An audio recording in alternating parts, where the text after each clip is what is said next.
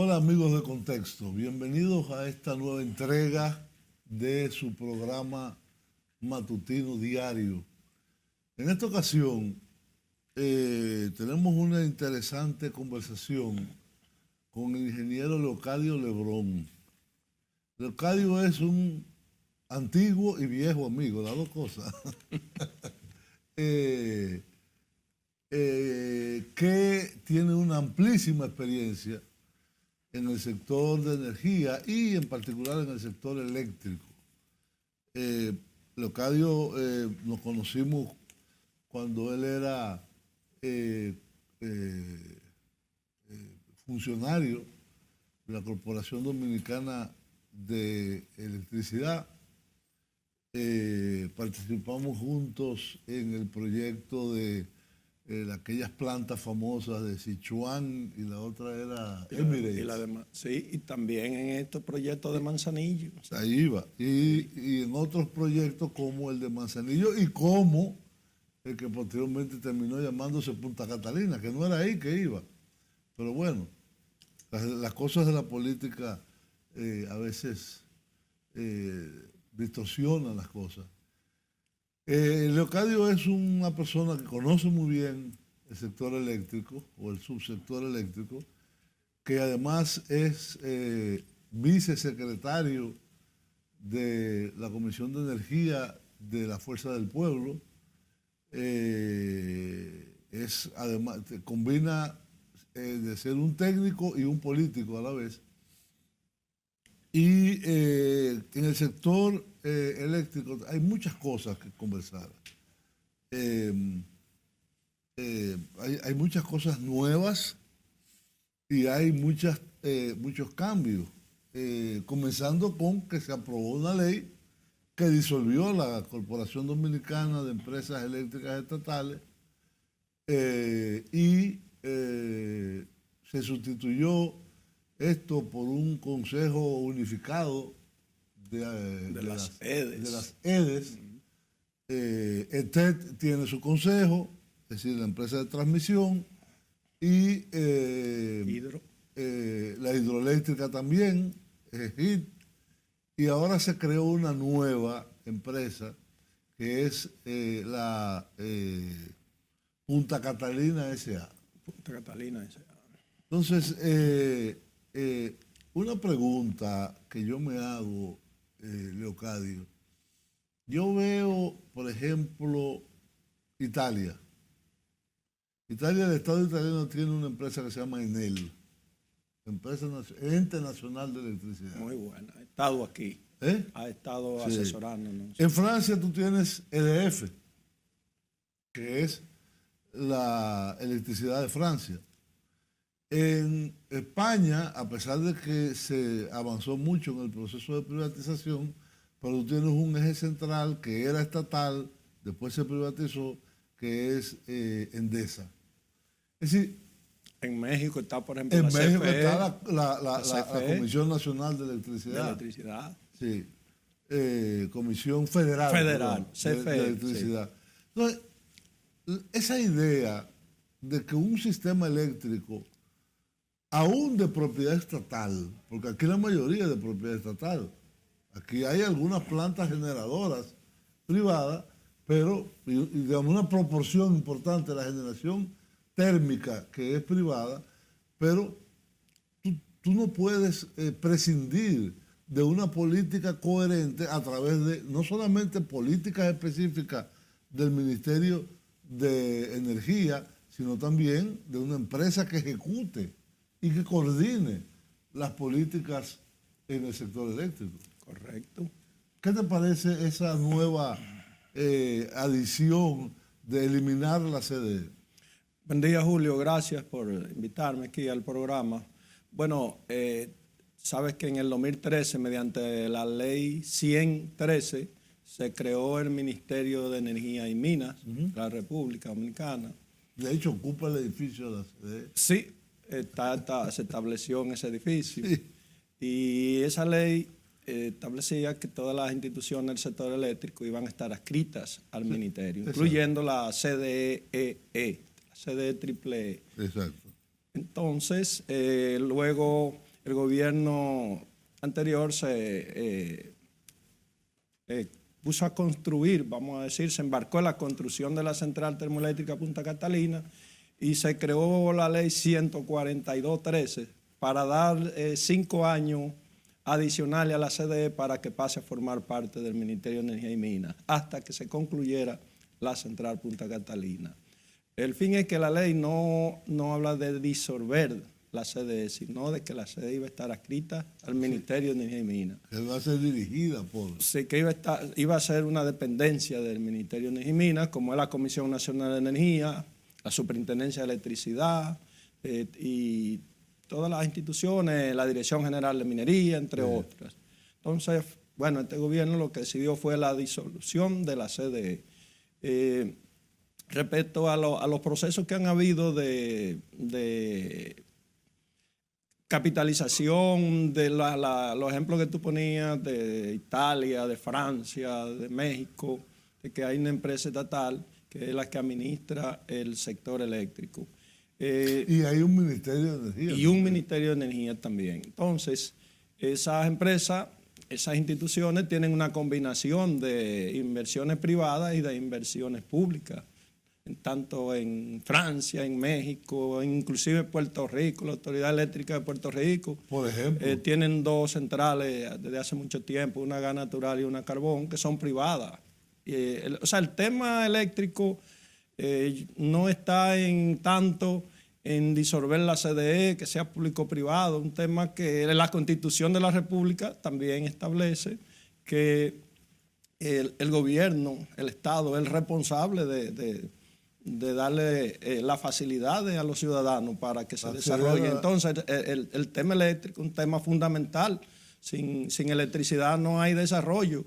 Y es tanto así que tú, que eres economista, sabes que la relación, cuando hay crecimiento económico, en esa misma medida crece la demanda de energía y viceversa. Entonces, la energía es fundamental. Entonces, el tema de la energía es una responsabilidad fundamental del gobierno. Fíjate lo importante que es, que ahora con la crisis que se ha generado en Europa por la ruptura de las relaciones con Rusia, de Europa Occidental, se ha creado una crisis terrible, tanto de precio como de suministro, como de económica.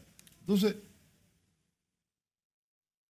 la energía, el aprovisionamiento de energía, no solamente en energía eléctrica, sino en gas, combustibles, todo eso, etcétera, es algo en la cual en un pequeño país como es la República Dominicana, o un país de dimensiones medianas, vamos a decir, el Estado no puede desentenderse. Mira, yo que he podido ver experiencias exteriores, esto no es un problema de estatismo o privatización, sino es un problema de brindar un servicio eficiente, de precio competitivo. Al mejor precio. Correcto, sí. Al mejor precio. Claro. Porque una empresa privada cualquiera, no quiero mencionar ningún nombre, ¿qué busca? Es lo mismo con la salud y con las pensiones. ¿Qué busca? Beneficios. Tener beneficios. Claro. Independientemente de cualquier otro criterio. Claro. Mi meta es generar ganancias. Y si para eso yo tengo que hacer las 1001 diabluras o volteretas, las hago. El Estado no está para generar beneficios. El Estado está para servir a los ciudadanos. Claro. Y a la población en general, tanto empresarios como consumidores, como trabajadores. Es decir, en un servicio como la educación, como la salud, como la energía eléctrica en este caso, los planes de expansión, por ejemplo, aquí desapareció la planificación. Aquí desapareció. Sí. Con la desaparición de la sede se supone que la Comisión Nacional de Energía lo asumiría ese. Pero no lo ha hecho. Bueno, Julio, mira, en verdad, uno de los problemas del sector eléctrico es que se han elaborado diferentes planes de expansión, pero ninguno de los planes, desde la caída de Trujillo, en el 55 se creó el primer Pues se plan llamó de la expansión, CDE. que se llamaba Plan de Electrificación Trujillo. Y eso abarcaba del 56 al 65. Y ese plan, bueno, tú sabes que con la muerte de Trujillo y después los acontecimientos políticos que sucedieron, ese plan se ejecutó fue alrededor de un 70%. Luego se contrataron compañías internacionales francesas como la Sofrelé, norteamericana, el mismo Banco Mundial, y elaboraron y revisaron esos planes de expansión. Y la mayoría no se ejecutaron muy parcialmente. Entonces, de ahí viene la situación que hoy vivimos. Y cuando se abarca el gobierno en el proceso de capitalización, en verdad, yo que era, por ejemplo, director de mantenimiento mayor, o sea, era una dirección que tenía que ver con el mantenimiento y el término que se llama rehabilitación de planta, que ese término no debe existir en un sistema eléctrico, de rehabilitar. No, que hay que mantener. Sin embargo, el deterioro que tenían las plantas solamente produciendo energía sin invertirle, llevó a que se cree esa dirección que se llamaba de rehabilitación y mantenimiento. O sea que entonces llegó una situación, no se invertía en el mantenimiento y la planta salían de servicio por avería y el sistema siempre estaba en crisis. Por eso se embarca en un proceso de capitalización. El proceso de capitalización fue un proceso que ha tenido sus ventajas, ha tenido sus debilidades, pero su fortaleza.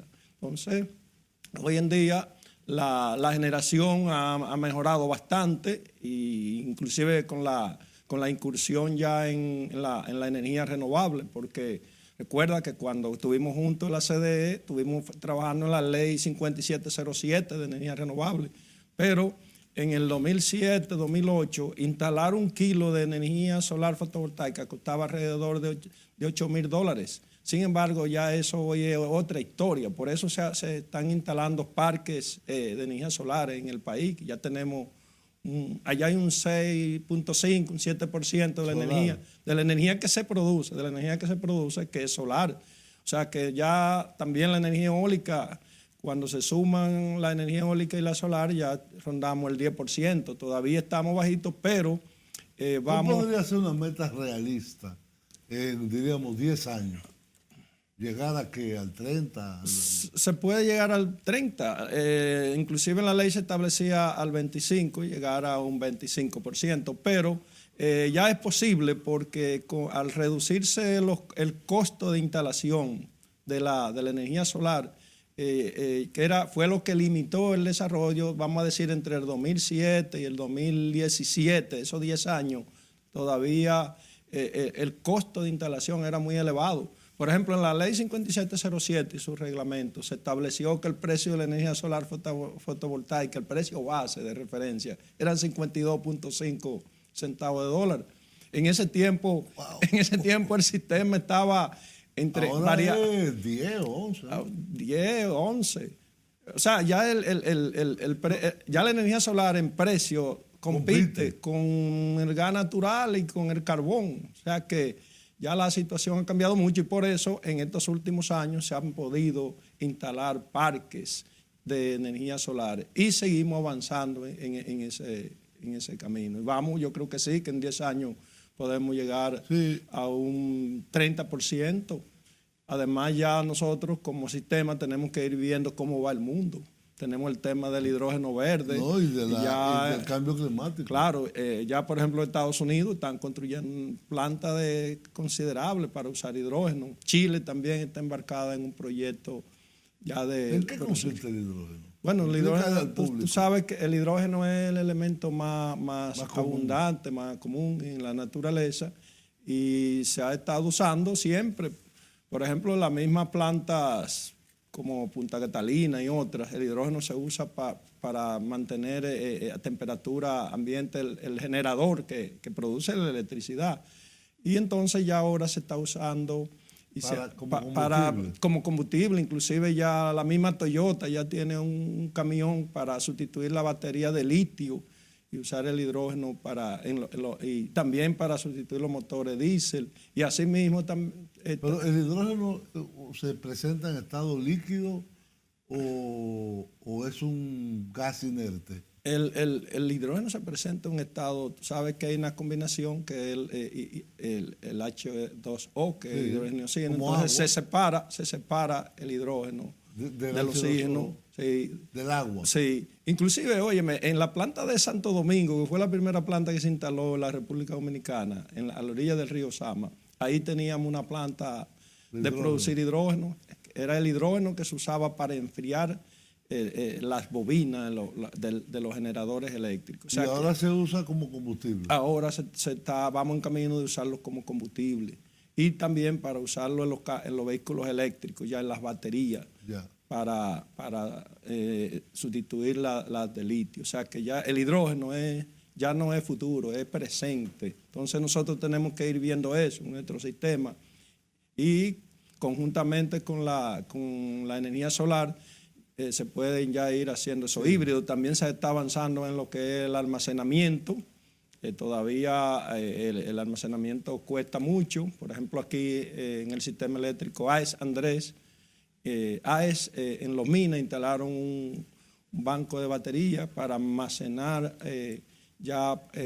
energías solares. Entonces vamos avanzando en ese, porque la tendencia sigue siendo a sustituir los combustibles fósiles. Pero el problema es que el país sigue teniendo apagones. Sí, Julio, los apagones... Con todo y Punta Catalina y toda la energía, pero a cada rato se te va la luz. Sí, mira qué pasa, Julio, lo que decíamos ahorita, al no cumplirse ninguno de los planes de expansión que se elaboraron. Nosotros mismos, que tú fuiste parte, recuérdate que elaboramos un estudio de demanda en el 2008-2009, que luego ese estudio fue revisado por los representantes del Instituto de Adam Smith, y cuando lo comparamos fue prácticamente 80 megavatios de diferencia en 10 años. Entonces, ¿qué pasa?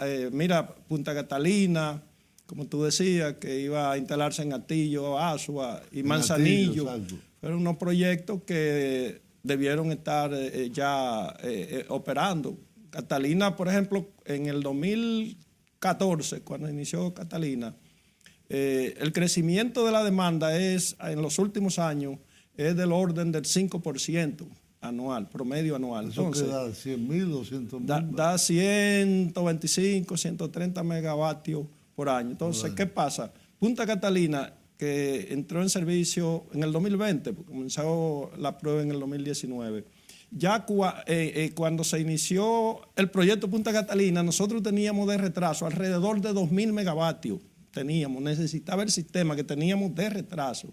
Sin embargo, cuando Catalina entra en el 20, solamente el crecimiento de la demanda absorbió la generación de Punta Catalina. O sea, que en el 2020, era prácticamente cero. Claro, se instalaron otras plantas de energía renovable y otras de energía convencional, pero aún así, solamente el crecimiento de la demanda en esos 6 años absorbió la energía de Punta Catalina. O sea, que todavía seguimos con un retraso en la instalación de nuevas plantas y que sean de precio competitivo y también de la energía renovable.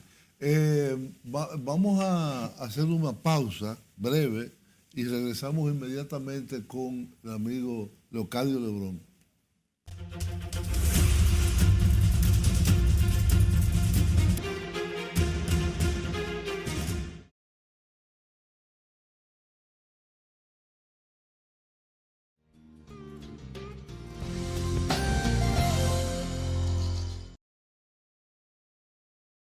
Bienvenidos a su sección, amigos, Educando la Mirada.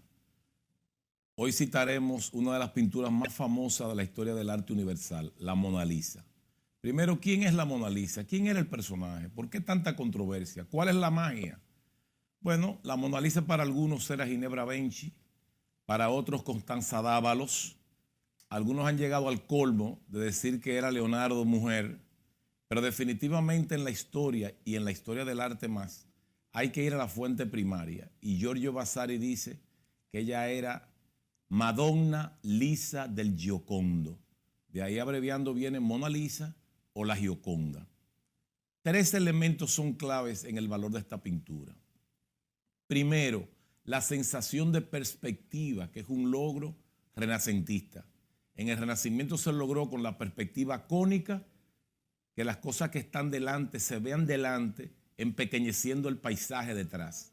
Segundo, la composición piramidal o triangular, que le da un equilibrio perfecto a la pintura, en el caso de la Mona Lisa, igual que en la Virgen, el Niño y Santa Ana.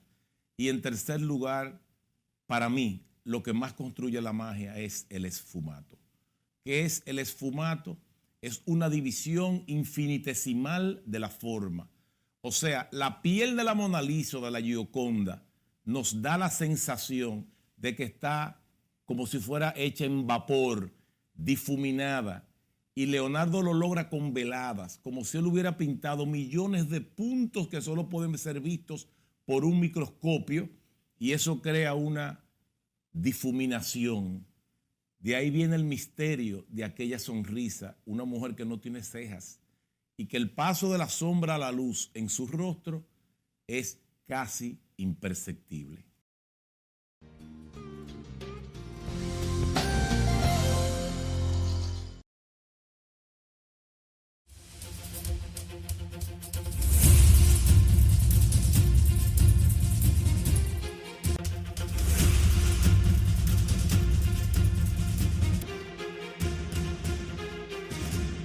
Bien, amigos, regresamos a esta entrevista y conversación con el amigo Leocadio Lebrón, ingeniero especialista en el sector eléctrico. Leocadio, hay una noticia reciente que inclusive todas las primeras portadas, no solamente que se pusieron, sino que se compraron y eran publicidad prácticamente, de la instalación en Manzanillo, que siempre fue un sitio muy mencionado entre los planificadores y los funcionarios del sector eléctrico, en Manzanillo, de un conjunto de proyectos, porque no es uno solo, que incluye la instalación de una terminal de gas natural licuado para su regasificación y la instalación a ambos lados de 2 proyectos, uno que se llama Manzanillo Gas and Power, y el otro Manzanillo Energy. Ahí hay una combinación de inversores, ahí está el grupo Vicini, el grupo de Arturo Santana, Bonetti, está Coastal, está, en fin, hay una gran cantidad de inversores locales. Inversores internacionales creo que no hay, no sé si Shell está como Shell o es en la terminal. Es la terminal de gas natural. Esto adicionaría cada una de 420 megavatios, creo. 400, son una central de 800 netos dividido en unidades de 400 megavatios. 400, 420 cada Exacto. una. Pero además, después de ese anuncio, se anunció ahí mismo, en la zona de Manzanillo, otro proyecto de 414 megavatios adicionales que llevaría la producción de la zona de Manzanillo a más de 1000 megavatios. Evidentemente eso implica una inversión bastante elevada. Aquí están hablando de 1.750 millones de dólares. Y como están las cosas, quizás más,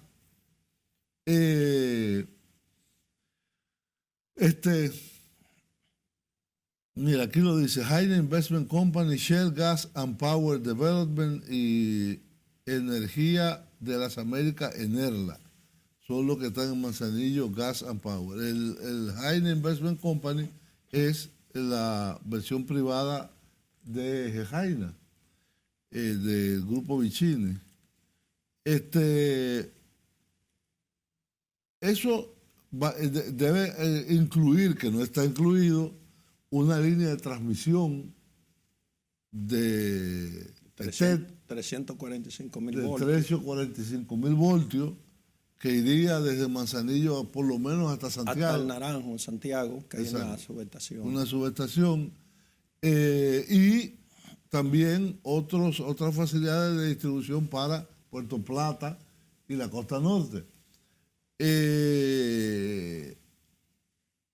El punto es el siguiente.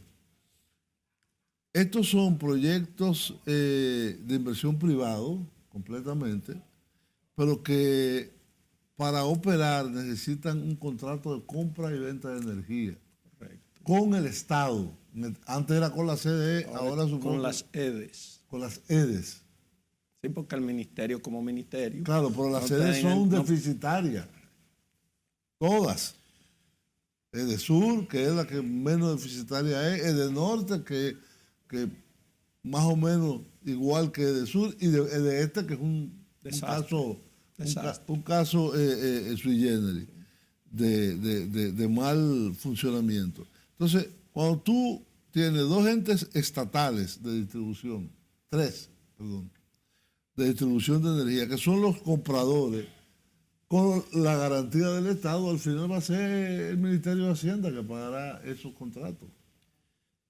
Bueno, Julio, comenzando por el inicio, sabes que tú también fuiste parte desde el 2005, 2006, que el gobierno se propuso una serie de acciones para el sector eléctrico. En aquel momento eran las plantas para maquilar el carbón. Sí, entonces, sí, pero luego, por ejemplo, en Manzanillo, que fuimos parte de una comisión, nosotros seleccionamos 3.5 millones de metros, todo alrededor de la bahía de Manzanillo, del muelle, porque inclusive... Fueron adquiridos, ¿no? Sí, esos terrenos inclusive lo estaban invadiendo. Y lo que hicimos fue que lo incluimos en el decreto de declaratoria de utilidad pública y pasaron bajo el control de la CDE. Igualmente en Atillo, Asua, seleccionamos 6 millones de metros, porque eran los dos puntos que se utilizarían como centros de generación para 50 años, partiendo del 2005-2006. Y bueno, eso en Manzanillo el proyecto inicial era una planta a carbón, pero luego se cambió por el mismo tema ambiental a gas natural. El fin es que se hizo una licitación en el 2006-2007 que no hubo resultado porque hubo un cambio de precios en los materiales con la crisis ya del 2008, todos los materiales de construcción, ya los precios de la licitación ya no eran autosostenibles para los inversionistas ni para el sistema tampoco. Bueno, al final los proyectos no se ejecutaron. Bueno, como parte de esos proyectos es que viene entonces el proyecto de Punta Catalina, que era una de esas plantas. Que era, como tú dices, Atillo. En Atillo, frente a la cementera Santo Domingo, en esos terrenos era que se iba a instalar esa planta. Que ahí también en la Bahía de Ocoa. Se emitió un decreto de declaratoria de utilidad pública de esos terrenos. Se iniciaron las negociaciones con esos propietarios. Bueno, pero luego... Para Punta Catalina se trasladó aquí al distrito municipal de Catalina, por eso es el nombre, en Baní. Sí. Y en Manzanillo tampoco se pudo ejecutar el proyecto, pero los terrenos sí estaban disponibles y se habían negociado con la mayor cantidad de propietarios. Y ya había un esquema era otro centro de generación. En ese terreno se estimaba que podían instalar alrededor de 2.000 megavatios para toda la zona norte. Y que con los 1.200, 1.300 que se han anunciado, todavía hay capacidad para más. Habría capacidad para más, pero cuando ese terreno fue seleccionado, también se consideró para que no siguieran invadiendo, no solamente generación, porque ahí en el pasado se había tratado de instalar alguna zona franca. O sea que aún así hay terrenos disponibles por el puerto, para otros proyectos que no necesariamente tenían que ser de energía eléctrica. Bueno, en cuanto a Manzanillo, bueno, el gobierno anterior, inclusive yo estaba como miembro de un comité de licitación que se formó para ese proyecto en Manzanillo, y en el 2017, 2018 estuvimos trabajando en la elaboración de los términos de referencia. Cuando vino el cambio de gobierno, esos términos de referencia ya estaban elaborados. El nuevo gobierno pudo haberse tomado 3 meses y hasta 6 meses para revisarlo y maquillarlo, pero aún así se lanzó el proceso. Fue en diciembre. 2 años después. Sí, 1 año y tanto después. Entonces, quiere decir que hubo un retraso, pero como tú mismo estabas mencionando, ya se publicó, hubo una licitación, hubo un resultado y también hubo un primer Picasso. Esperamos que el proyecto se desarrolle. Pero no hay contrato. Vamos a ir al contrato. O sea, esperamos que el proyecto se desarrolle porque el sistema eléctrico lo necesita. Ahora bien, desde el inicio, desde el gobierno del presidente Leonel Fernández, 2004-2012, recuerda que esas plantas la iba a instalar el sector privado, iba a hacer la inversión y el gobierno a través de la CDE le iba a comprar la energía mediante contrato. Porque el tema el gobierno en verdad no necesariamente tiene que incursionar en invertir ya en el sector eléctrico, pero sí tiene que cuidar y el tema de los contratos, que el precio de esa energía sea un precio, vamos a llamarle justo, que sea un precio competitivo. Exacto. Porque, ¿qué pasa, Julio? Tú me puedes dar clase en eso. Mira, una inversión en el sector eléctrico se ha vendido como que es un problema complejo, es un tema complejo. Eso no es complejo, porque tú bien sabes que para instalar, por ejemplo, una central eléctrica hay 3 componentes principales de costo. Tenemos, el costo de inversión, que el costo de inversión depende de la tecnología de la planta. Si es un ciclo combinado a gas natural, si es a carbón, también influye un poco dónde se instale. Por ejemplo, nosotros somos una isla, puede salir un poquito más costoso que en otro sitio, pero también está el tema de la mano de obra. La mano de obra aquí es más baja que en Estados Unidos, en Europa. Entonces, todo eso influye. El otro componente de costo de la energía es el combustible, que va a depender, y eso es algo que está ahí, si es carbón, si es gas natural o si es otro combustible. Igualmente con la energía renovable. El costo de instalación está ahí. El tercer componente es el costo de OIM, de la operación y mantenimiento. Son esos 3 componentes de costo. Y hay un cuarto elemento que tú tocaste al principio, que es el beneficio de ese inversionista, de ese generador. Está incluido ya en el precio final. De capacidad. Sí, ese es el pago por capacidad que se conoce en nuestro sistema. Sí, ahí incluye la inversión, ese es para la inversión. Sí, el retorno de la inversión. Sí, el retorno de la inversión, pero a eso se le agrega ese cuarto componente, que es un beneficio, que es el beneficio que va a recibir, que tú mencionabas al principio del programa, que todo inversionista, no importa lo que vaya a producir, porque va por un beneficio. Ahora bien, ese beneficio en el sector eléctrico dominicano ha sido un beneficio demasiado elevado a favor de los generadores, sí, y en perjuicio de las distribuidoras. ¿Y dónde se establece eso? En ese contrato que se firma. Porque, por ejemplo, la Comisión Nacional de Energía de Chile es el ente regulador del sistema eléctrico de Chile. Y ahí, cuando hubo el proceso de capitalización primero, luego de privatización, ahí se estableció cuál era el % de beneficio para la generación, para la transmisión y para la distribución. Y no eran por ciento de 60, hasta de 100% que han ocurrido aquí, demostrados en nuestro sistema, y hasta más, sino eran por ciento que oscilaban entre un 6% y un 10%. Porque la energía eléctrica, como tú sabes, cualquier plantita te produce millones de kilovatios hora. O sea que los beneficios por cantidad, por economía de escala, siempre va a haber un buen dinero para el que invierte. Entonces, por otro lado, lo que tú decías de los contratos, al desaparecer la CDE y la distribuidora no son sujetas de crédito, Mira, ahora mismo yo estaba viendo, el informe de desempeño de la CDE del periodo enero-septiembre de 2022, de este año. Y las pérdidas son de un 41.9%. O sea, ¿Cuánto podría de forma realista llevarse lo más bajo mira, esas pérdidas? Mira, con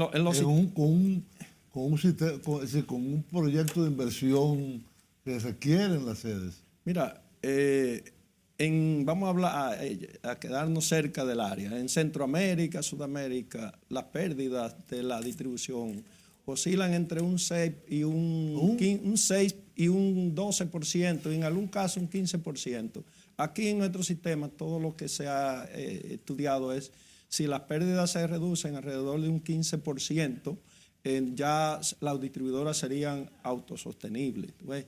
Es decir, que ellas cobrarían una cantidad suficiente de energía vendida para pagar la energía que se compra y todos sus gastos operativos. Yeah. Pero, bueno, el tema de la tarifa, sabe que este gobierno hubo un aumento de tarifa en octubre del año pasado y hubo que dejarlo sin efecto. ¿Por qué? Porque en el pacto eléctrico se estableció una revisión de la tarifa y en algún momento algún ajuste, pero eso estaba condicionado a una serie de factores. Uno era que se hicieran una serie de inversiones en la distribuidora, en cables, en transformadores, en medidores y otros. Que no se han hecho. Y también que se eficientizara la gestión administrativa de la distribuidora y que esas pérdidas llegaran a colocarse a niveles de un 15%. Entonces, si eso ocurría, era que se iba a revisar la tarifa técnica. De ese 41% de pérdidas que tú me señalas, ¿cuánto corresponde a robo de energía y cuánto corresponde a pérdida de transmisión? Mira, o de distribución. Tú sabes que ahí tenemos las pérdidas técnicas y las pérdidas no técnicas, que son las financieras, sí. Las pérdidas técnicas oscilan entre un 10, un 12%, las técnicas. Que son las de transmisión, distribución. Por transmisión, por la misma distribución, la que se pierden los transformadores, las líneas o en las redes. Uh-huh. Y la diferencia entonces son pérdidas financieras, que ahí está el robo, está el hurto de la energía, porque son dos cosas distintas. Es decir, que casi un 30%. Sí, alrededor de un 30%. 28 a un 30% son pérdidas económicas. Cuando tú haces la relación ingresos y gastos de las sedes, eso es lo que te da ese 41.9% de pérdida. Y por eso el subsidio del Estado. Claro. Para que puedan pagar la energía que compran. Claro, y por eso al aumentar el precio del combustible en el mercado internacional, que nos afecta a nosotros, entonces también esas pérdidas se aumentan. El precio de la energía aumenta y más gente deja de pagarlo. Mucha gente que regularmente la paga se va al hurto, que es la noche de conectarse y volver a conectarse antes de las 6 de la mañana. Todo eso ocurre en el sistema.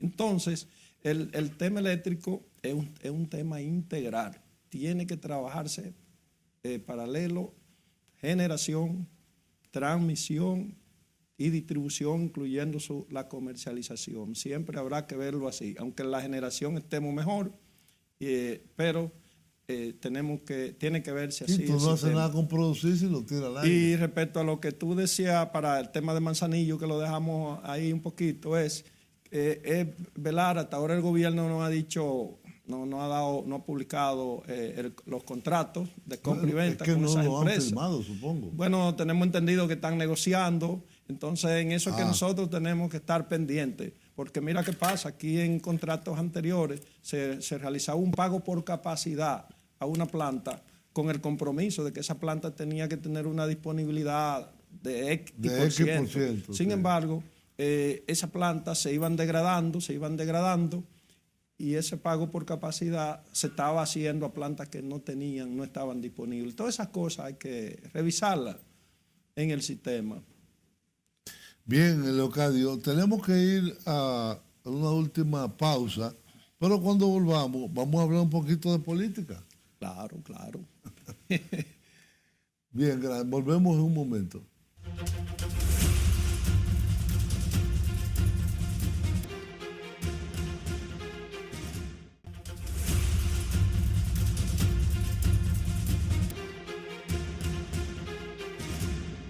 Bien, amigos, estamos de vuelta en este último segmento con el amigo ingeniero Leocadio Lebrón. Como decíamos al principio, Leocadio, además de ser un excelente técnico en el sector eléctrico y de energía, es también activista político. Y en esa condición, él es vicesecretario de la Comisión de Energía de la Fuerza del Pueblo. La Fuerza del Pueblo, como ustedes saben, es el nuevo partido que creó en el año 2020 el expresidente Leonel Fernández y que prácticamente está desangrando al PLD. Es decir, el PLD cada día son decenas de personas que se están pasando a la Fuerza del Pueblo. ¿Cuál es la situación actual de ese balance y cómo se podría proyectar la solidez de la Fuerza del Pueblo para las elecciones del 2024? Bueno, Julio, mira, primero, ahora ya no son solamente del PLD que están mirando a la Fuerza del Pueblo, sino también del mismo gobierno, del mismo PRM. El presidente Fernández ha estado juramentando dirigentes, como él lo dice, que cuando un miembro de un partido que está en el gobierno viene a un partido como la Fuerza del Pueblo, que apenas tiene 2 años de fundado. Pero en sentido general, estamos trabajando con unas metas. La primera meta fue en diciembre de 2021 depositar el primer padrón que se superó, que era de unos 600,000 miembros. La meta fue depositado el 15 de diciembre y fue superada, sí, la cantidad de miembros que teníamos. Luego, la segunda meta, que fue en junio de este año, que era depositar la segunda parte del padrón con 1 millón. También la superamos, se depositó el padrón con 1.094.000 miembros afiliados. Y ahora la próxima meta es en febrero, tener 1.500.000 afiliados y depositarlo en la Junta. Y como dijo el presidente Fernández y otros compañeros, es un padrón auditado y auditable. ¿Por qué? Porque nosotros tenemos unas plataformas.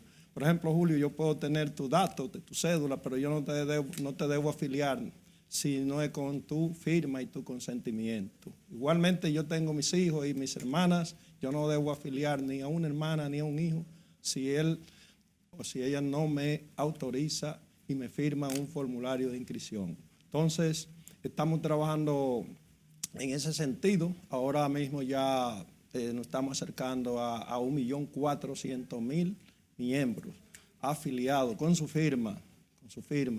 Entonces, ya la meta que tenemos para mayo 2023 es de depositar un padrón con 2 millones de afiliados. En ese sentido vamos bien porque vamos...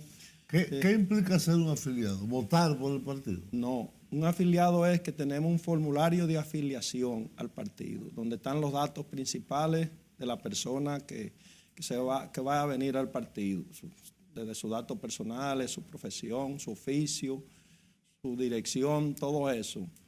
Y entonces ese formulario tiene una línea, 2 líneas al pie, que dice firma del afiliado y la otra dice fecha. Entonces, cada persona que se afilia al partido tiene que firmar ese formulario, porque no queremos incurrir en cosas que se hicieron en el partido anterior. De gente han aparecido en padrones de partido que en su vida no dieron su anuencia para que lo inscriban. Ni su consentimiento, ni nada. En ese sentido vamos bien, estamos trabajando fuerte ahora en el crecimiento del partido y ya, como ha dicho el presidente, el próximo año es la consolidación para el triunfo. En eso que estamos trabajando, afiliando, formando las direcciones de bases, las direcciones medias, y cuando las direcciones medias se forman, inmediatamente se forman las estructuras de distrito. ¿Cuál es la estructura? Porque antes habían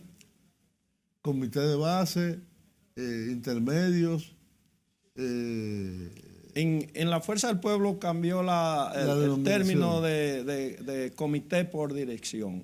Dirección de base. El primer organismo es la dirección de base, que es por donde uno se afilia y se organiza en una dirección de base. Y eso puede haber la cantidad que fuera de gente. Ilimitada. Entonces, una dirección de base tenemos dos, son territoriales, ahí tenemos una que es urbana y otra que es rural. Cada dirección de base urbana debe tener entre 15 y 21 miembros. Tan pronto tiene 15 ya es oficial. Y las rurales entre 9 y 15 miembros. Entonces después que hay en una urbana 15 direcciones de base, ya esa persona, ese compañero puede formar una dirección media urbana.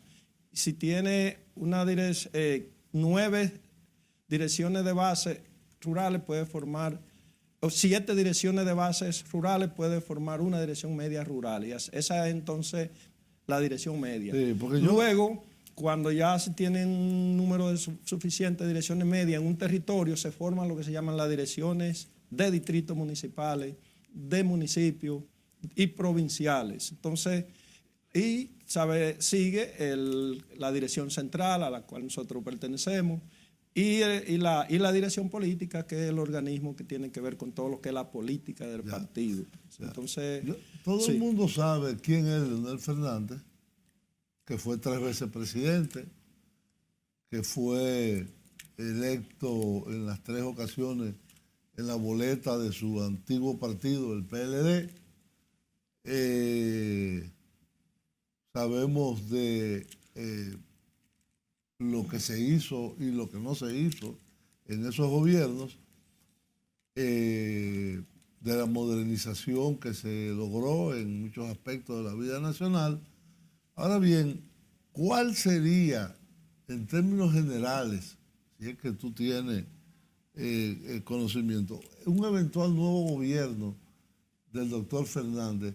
¿Cuál sería, diríamos, el centro de atención fundamental de su política como gobernante?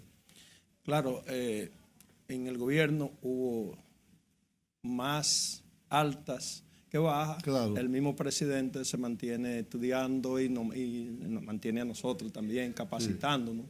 Sí. Y están muy claras los ejes, los temas que hay que considerar. Sabes que hay unos temas como el mismo tema de la inseguridad, que viene también de oportunidad de empleo, de oportunidad de estudio, de oportunidad de deporte, de oportunidades que necesita la juventud principalmente para trabajo, para poder desarrollarse. Entonces ese es un tema que va también combinado. El tema de la educación, que se ha hecho inversión grandiosa en infraestructura, pero hay que trabajar en el tema de la calidad del docente y también del alumno. Entonces, el mismo tema de la salud, que tú sabes que hay mucho, se ha convertido el tema de la salud en un problema, y con el tema de la ARS, de la AFP, tenemos también el tema, los temas básicos, el tema de la energía, que yo entiendo que en un próximo gobierno nosotros debemos ya lograr abastecer el 100% de la demanda de energía de manera constante. Y tener reserva. Porque un sistema eléctrico, por eso tú decías, tenemos apagones. Claro, ¿por qué? Porque no tenemos reserva. Entonces... Reserva para los televidentes es que tú tienes el 100% de la demanda cubierto, pero además tienes un 10 o un 20% más apagada para en caso de que una planta salga entre esas. Claro, porque por ejemplo... tenemos diferentes tipos de reservas en el sistema. Hay una reserva que se llama reserva caliente. Eso es una reserva que las plantas base, por ejemplo, una planta que tenga 100 megavatios, pero una planta base tiene está operando, por ejemplo, en 90 megavatios, tiene 10 megavatios que están ahí, y así cada planta tiene esa reserva. Si sale la planta más grande del sistema, por ejemplo, ahora, la proporción no usada, correcto, de su generación. Entonces están la planta en servicio, pero no está usando toda su capacidad. Por ejemplo, sale una de las unidades de Punta Catalina, que son de 350 72 megavatios. La reserva rodante las plantas bases deben tener ahí rodando 370 megavatios para si sale una unidad de esa, y el sistema lo absorbe y el país no se da cuenta, como lo hacen en Europa, en Estados Unidos y otros países. Entonces tenemos lo que se llama la reserva fría. La reserva fría es una reserva que tú la tienes ahí para los planes de mantenimiento. Cuando tú tienes que sacar una planta grande del sistema, entonces tú tienes que esa energía suplirla con otras plantas que están ahí instaladas. Es decir, que la reserva caliente puede ser una planta de 100 megavatios que tú lo estás operando a 60 y te quedan 40 de poder aumentar. No tanto así, porque la planta base, como son plantas base precisamente porque ahí se considera No, lo que quiero decir es la diferencia entre una planta en operación de su tope de producción. Ajá. A lo que esté produciendo. Claro, por ejemplo, te decía, por ejemplo, una planta puede ser de 100 o de 1000 no, vamos a decir 100 megavatios, pero te puede dar 100 megavatios, pero no está usando los 100, sino usa 90, usa 85, ¿no? Entonces tú tienes 10, 15 megavatios, pero hay otra planta que es, por ejemplo, de 200, también tiene 20, 25, 30 megavatios, que no lo está usando en ese momento. Para cuando salga esa planta del sistema, automáticamente absorben esa planta que salió, esa planta base con esa reserva rodante que se llama o caliente, la absorben la salida de esa planta y la gente no se da cuenta. A eso que nosotros debemos aspirar. Y claro, cuidando siempre que haya un precio competitivo. Hay algo que ya nos quedan muy poco tiempo, unos minutos, que ha salido un problema entre concesiones otorgadas de energías renovables que aparentemente el gabinete del sector eléctrico ha dado un plazo para hacerla o anular esas concesiones y se ha formado un problema. No nos da el tiempo, ya me están haciendo señales de que no vayamos, pero es algo que me gustaría en alguna otra ocasión conversar contigo. Sí, yo creo que eso se ha ido superando porque el primer contrato que hubo de energía renovable fue del 2004 y no se pudo hacer el proyecto, tanto por el costo de instalación que decíamos al principio, no teníamos la ley y ya ha cambiado todo eso y entonces hubieron esos contratos que firmaron en el 2004, 2005, 2006, se pudieron ejecutar, fue a partir ya del 2015 más o menos, cuando bajó el costo de instalar la planta. Todo eso ha influido entre otros factores, pero ya se ha ido superando. Bien, amigos, hemos tenido esta conversación con el amigo Leocadio Lebrón, con quien hemos compartido en muchas ocasiones. Él es ingeniero industrial con una especialidad de trabajo en el sector eléctrico público y también es vicesecretario y por lo tanto militante del partido Fuerza del Pueblo. Será en una próxima ocasión que volveremos con ustedes. Muchas gracias.